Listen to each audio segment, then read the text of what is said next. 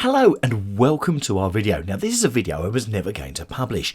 In fact, I took some photos when I came to Canary Wharf for this, which is called Paws on the Wharf. And what it is a series of 25 different guide dogs, all coloured and decorated differently. So what we're going to do in this video is give you a show.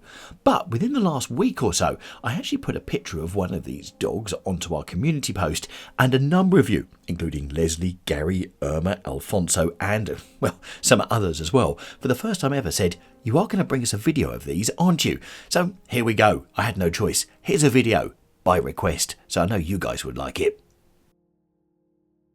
Now, if you're a long time watcher of videos on this channel, you know last summer we covered all of the morph statues that were all over the City of London and into part of the West End. Well, what's happened here is we've got these 25 different guide dogs, but all over the small area of Canary Wharf. So they're a lot easier to find and they're a lot closer as well. So you're not sort of going here, there and everywhere.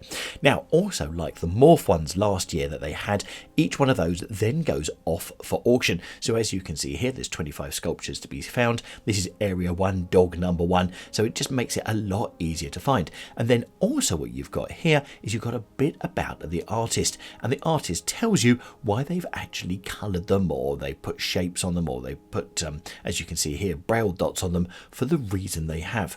But also, whilst we're here at Canary Wharf, let's take in some of the water features as well, because Canary Wharf is just definitely one of those places where a lot of people don't think to come off for recreational purposes because of the big, tall, sky-rise offices they have here. From the wildlife of the ducks to our next dog, and this is probably one of my favourites with all of the hearts on it. So what happens is the money raised from both the trail and also from the auction all go towards guide dogs for the blind, which helps to support their life-changing work, which helps people with sight loss to live actively independent and well as well. So it's a fantastic cause.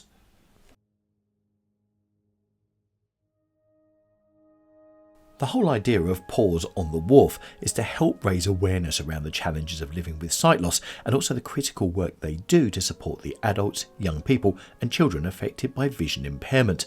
And also the aim is to raise vital funds that enable them to help individuals and families through the emotional and practical challenges of sight loss, giving them knowledge, tools and skills they need to live their life to the full. And I must admit, it's a charity that we personally support, but I just couldn't believe it when I actually saw that this was happening here at Canary Wharf.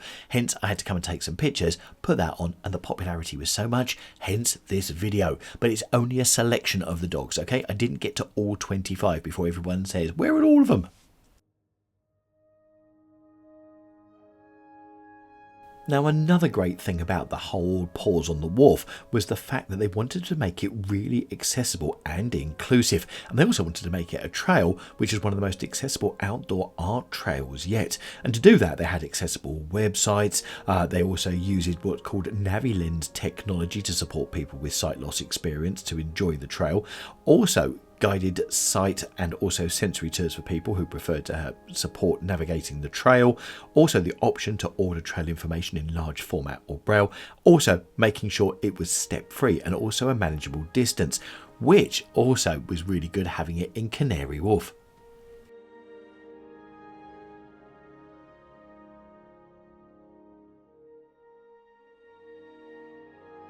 I think we're really lucky with the regularity of some of these art trails that are going on, and also for a good cause. So if you are coming to London, it's worth having a look and seeing what's going on just by Googling art trails or anything like that. And of course, don't forget, this is all completely free. So if you're coming up to these sorts of places with family, it's worth checking out first of all if there's an art trail on, because actually if you fancy coming to London to do something free, also get a bit of exercise and walk around, then this is definitely the sort of thing to do. And how about this? A sort of robo-dog.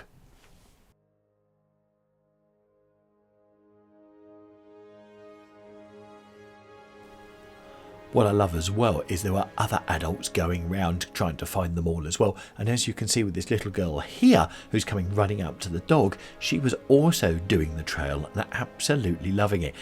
Much as we saw with the morph ones as well, with the sort of the parents remembering Wharf and the children just loving the bright colours.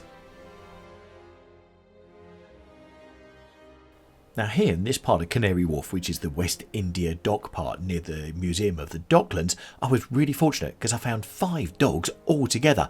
Not only that, stay watching to the end because there's a little bit of a surprise.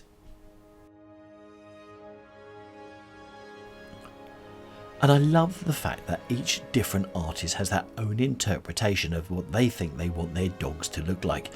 Something from this, which is quite a simple one, but with all the footprints on it, to the other ones that we had earlier, the heart and the sort of all the different types of signs. Now don't worry, you're going to see a bit more about, and I'll tell you a bit more about those guide dogs in the background in just a couple of ticks.